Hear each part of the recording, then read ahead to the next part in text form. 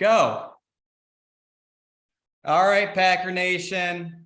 It's been asked now for at least a few years, and for the 13th season of the Spear Sunday Series recap, we're adding a new wrinkle to it, very similar to how LaFleur added the new wrinkle this season of the pony set, featuring A.J. Dillon along with Aaron Jones in the backfield at the same damn time. So without further ado, the new wrinkle that I'll be adding this season is a video series recap, co-hosted by somebody who is equally as savvy, along with as knowledgeable as myself, along with somebody who I've had the privilege of having weekly conversations with during the season. So without further ado, this is the very first season of Packers on the Rocks. Welcome, Dave.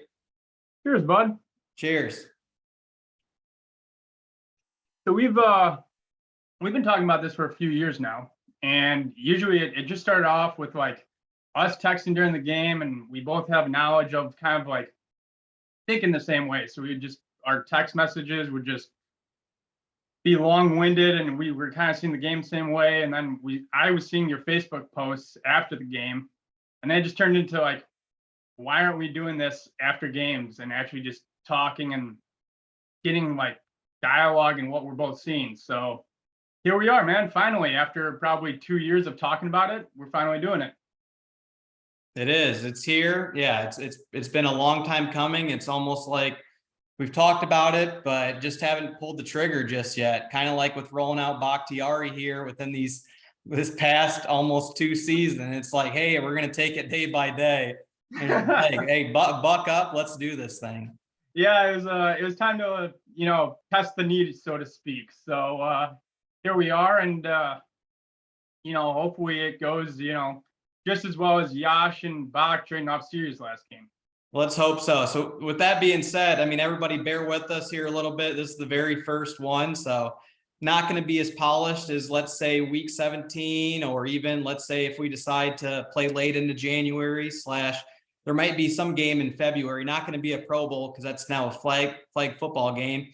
But as far as, hey, let's light this fire, man. I know you brought up doing things a little bit differently. I wanted to do offense, defense, and special teams, but I think you had a particular direction you want to take this thing. Yeah, let's start with teams, because I mean we haven't had anything good to say about them since probably Jared Bush was a gunner. So I mean, can't say enough. I mean, it's finally probably just Goody just finally, sticking his nose in it and saying, okay, it's personnel, it's not coaching. I've been through X amount of coordinators now in so many years, and it's one thing to try to get young developmental guys, but at a certain point you got to get savvy guys on teams. And you saw that with Nixon. And I mean, just kick the ball in Rudy Ford's direction, because that dude just flies down, and if the guy's not fair catching it, he's in your lap. I don't even know how. It's almost like when Rodgers gave another shout out to Devondre Campbell post game, being like, I have no idea how this guy was a free agent walking the streets and wasn't even on a team. That same thing goes for Rudy Ford. I mean, I don't really know all too much about him or his background, but how is it that he's not making any other team for his ability on special teams and the gunner to be able to pin him down? How many punts did we have inside the 20-yard line? It was like a record since like the 70s. Yeah, I think we got 5 inside the 20. The one on Nixon where he just towed it at the 1 was great. Yeah, did a little basket catch there. When was the last time a gunner caught a punt? Like, that's the thing too. I mean, it's starting to click, and you see Levitt busting his ass on kick return or on kick coverage. You see Six flying around the ball all the time. O'Donnell's a cold weather kicker coming from the Bears, so you just hope he holds up later in the year, because that's been the problem with punters the last like 3-4 that we've had is, Scott and Mastay, they can't kick in the cold. It's like Bojo. I mean, Bojo last season, it seemed like he started off red hot, booming balls like O'Donnell's doing right now. Then as the weather changed, so did Bojo. Yeah. So and part of that is also coverage. And, speaking of which too, Amari had a couple of nice returns that unfortunately got called back at certain times, but he's starting to kind of flash a little bit in the pan where getting a little bit more north and south and just getting 10 yards, 10, 12 yards, like get the cut or catch the punt, get upfield. So it's starting to click. About time. What was it? We saw Rich Bisaccia shoot his ass during like the very first like training camp practice about don't be fair catching any more balls. I mean, it felt like to me last year he fair caught.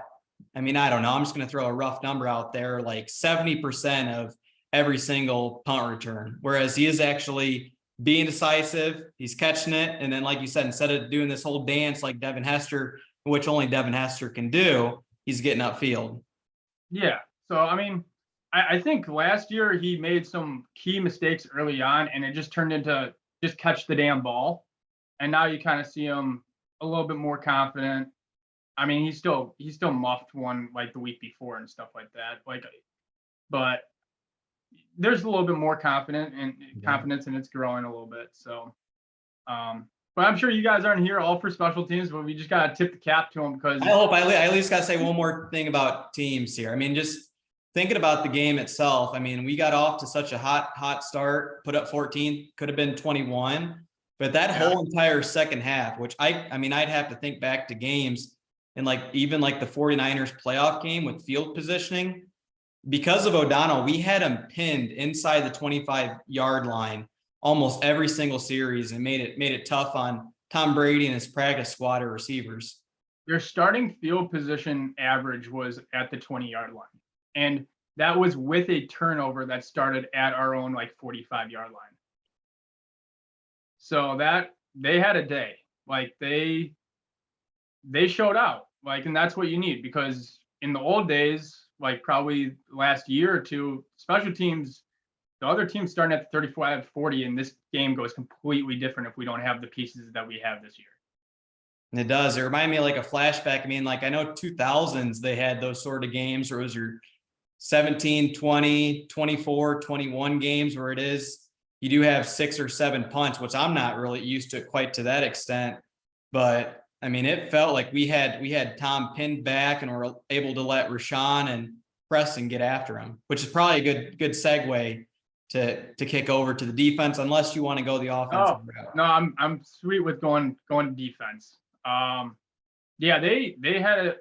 I mean, I know Tampa was missing some pieces and stuff like that, but that's part of it. Make sure they drive the length of the field because they don't have Mike Evans, they don't have Chris Godwin. Like, make them earn it. And they never got Fournette rolling. Like, I think he got under 40 yards in the game rushing.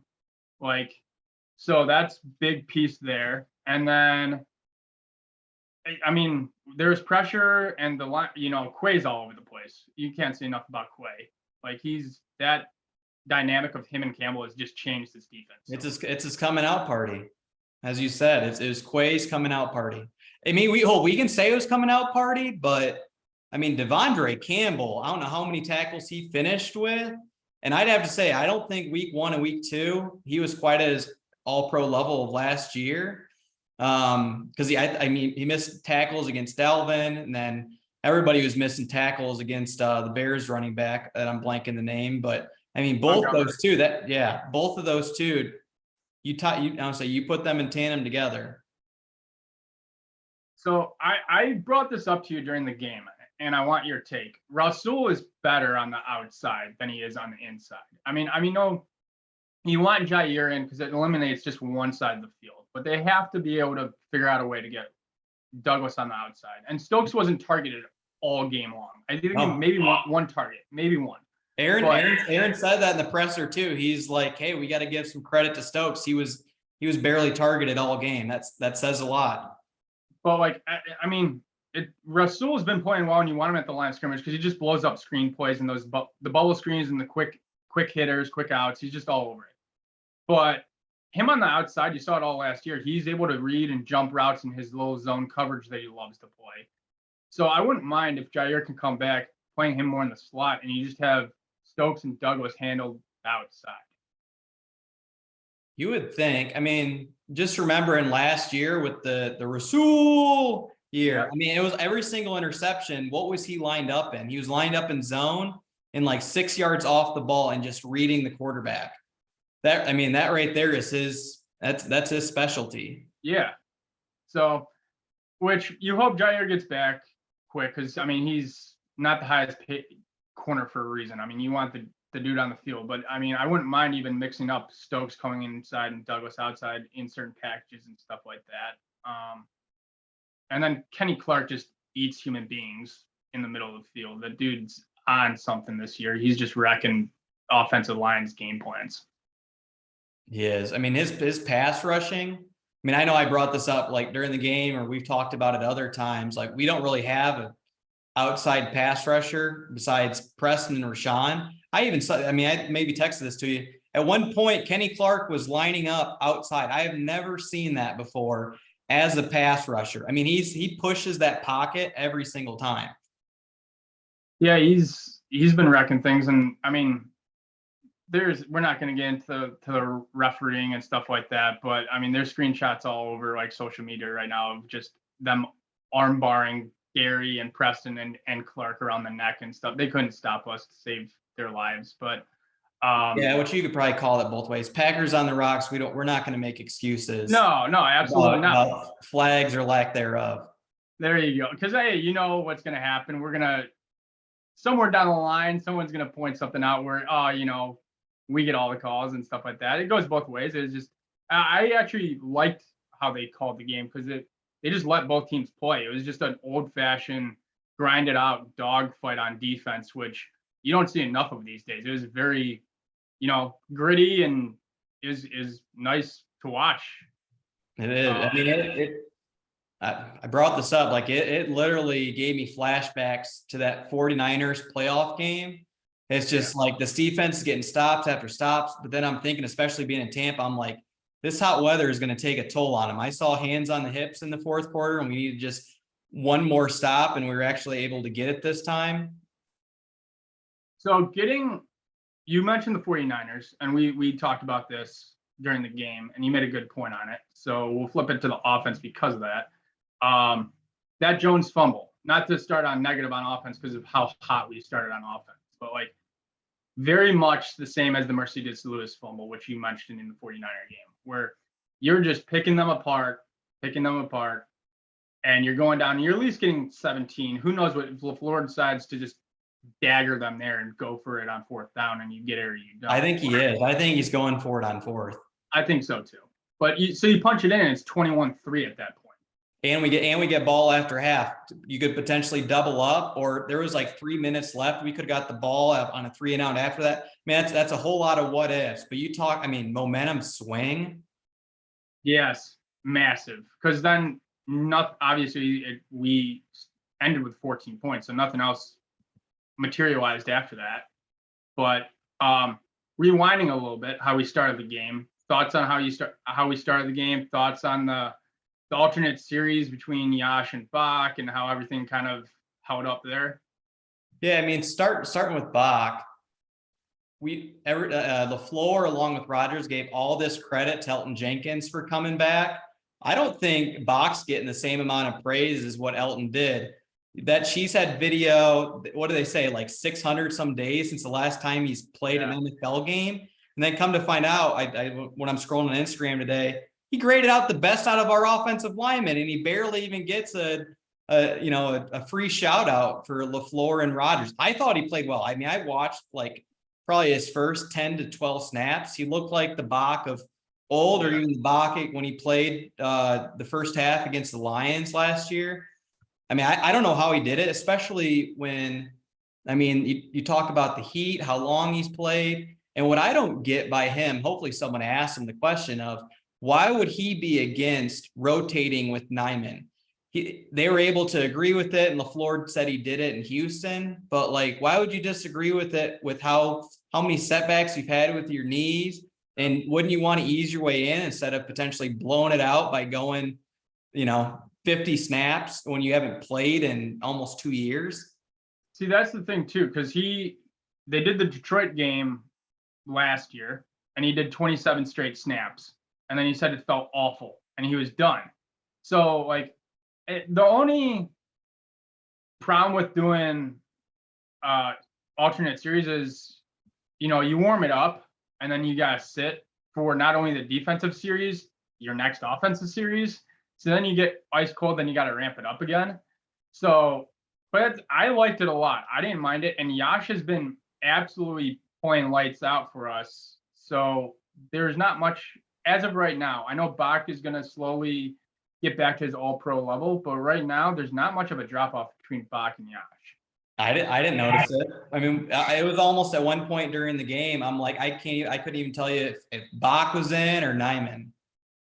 Yeah. So I mean, and then Rogers just looked miles more comfortable. Like he's got his best friend Dave on the left. He's Jenkins on the right, and then everything's kind of piecing together here with JRJ. Myers went out, but I don't think it's anything serious. I mean, if you have to go with Hanson, good lord. It was just a cramp. I thought it was like a savvy veteran move, trying to be able to buy some time, like Zedarius did for a couple years with us. Going forward, you love to see Bach, JRJ, Myers, Jenkins, Yash, even though they say Yash only plays left tackle. But that's down the road. We're just focused on Bucs, Packers. Hey, let's celebrate that, because look at how many Packer fans out there were ready to cast off Bakhtiari and say, hey, it's time to move on. I've completely given up on him. Not gonna lie, I was close as well. And look at it. The guy made it through a whole game. He said he felt fine afterwards. Who knows what happens from here, but I'm okay with them sticking to this plan for another week or two. yeah. Just like, okay, alternate series or Bach, maybe it ramps up. Bach, you get a half. Yash, you get a half. Yeah. Or, something like that. But, dude, big shout out. Rodgers, though.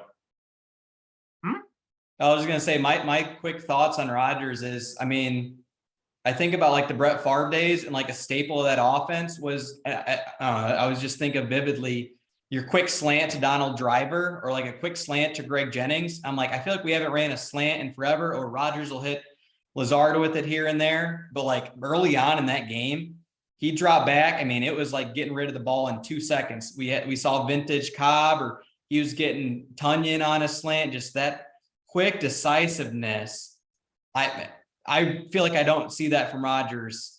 In rhythm, Rodgers is special. The problem is he doesn't like to be in rhythm. He likes to get out of the pocket. They like to do long developing plays, but they're best at the 8-yard quick out, 12-yard deep, 12-yard crossers and quick hitting slants. And I think when Watson comes back, even though Dobbs runs good ones, they need to get back to those like little bubble screens and just let Lazard get out in front and just maul people in the screen game, and let Dobbs and Watson just use their agility, use their speed, and get upfield. And but they like these long developing routes, like the one where he missed to Winfrey. We missed the deep, because Winfrey and was that Lazard collided? Yeah, no, it was Winfrey and Dobbs. He was going for the kill shot. Yeah. And it's just like, why are we taking this shot right now? Like, it's everything was rolling. They got away from the run game late in the second half. They didn't like the quick hitters. But speaking of, you mentioned Dobbs getting collided with, he better not give his job back to Watkins when Watkins comes back. They say you can't lose your job to injury. Dobbs needs to be on the field. I'm gonna call BS to that. I'm pretty sure you can. His shiftiness. I mean, I saw Watkins a couple times on a quick like wide receiver bubble screen, and he does not have that same amount of shiftiness. And I mean, Rodgers trusts him wholeheartedly. He's like, I mean, I've seen how strong a hands he has before, and like at practice, I was giving him some flack because he body catched one of them. Yeah, there's no way that even when Sammy comes back, that it's like an even split, or I don't even know. Maybe they're just going to keep rotating men, but you got to find a way to get him the ball. It's kind of like when Lazard was first coming on in 2018, get him on the field and somehow get the ball in his hands. The promising thing is that there was some windows that Rodgers doesn't usually go to younger guys in those windows. Like even having the trust to throw it to the quick hitter where Lazard blocks in front for the touchdown. Like that's a lot of trust, because he fires it in there. It hits off Dobbs' shoulder pad and bounces up in the air. There's another crosser. Dobbs just really extends, snags with his hands. Like the kid's gonna make plays. He just needs opportunities, and Rodgers is gonna have to find this out where, you give them opportunities, they're gonna make plays and miss plays, and that's kind of where you figure out where your guys are at. Yeah, but I'm sure he will. I think that was, I mean, the Quay's coming out party, that's Dobbs coming out party, and moving forward, if you want any sort of a decent or even above average passing game, you got to somehow get it in Dobbs' hands. And then when Watson comes back, like we've talked about, he's your new MVS. He's your new shiny toy that you can be able to hit deep on those play actions with the guitar string. There you go. Yeah. That's by the way, we got I was gonna say 2-minute warning, but we got 1 minute left. Yeah, man. Let's just wrap this up. It's great to finally do this. Like you mentioned at the very beginning, this is going to be a work in progress throughout the year, and we're going to slowly get better and improve week by week. Like LaFleur says, take it a day at a time. We're gonna take it a week. We got a lot to clean up. I'm going to give credit where it's due to the Bucs team. That's one of the best defense in the year. But hey, there's a lot for us to work on. Maybe some Mike McCarthy pad level. There you go. There you go. Once again, cheers, man. Thanks for the invite. Thanks for letting me co-host this with you. I know you got quite a following, so this wouldn't have been made without you. And yeah, let's get after it this year, man. It's going to be a fun year, fun journey, fun time. The first of many. Cheers to a victory Monday and a Devondre Campbell dagger. There you go. Cheers, bud.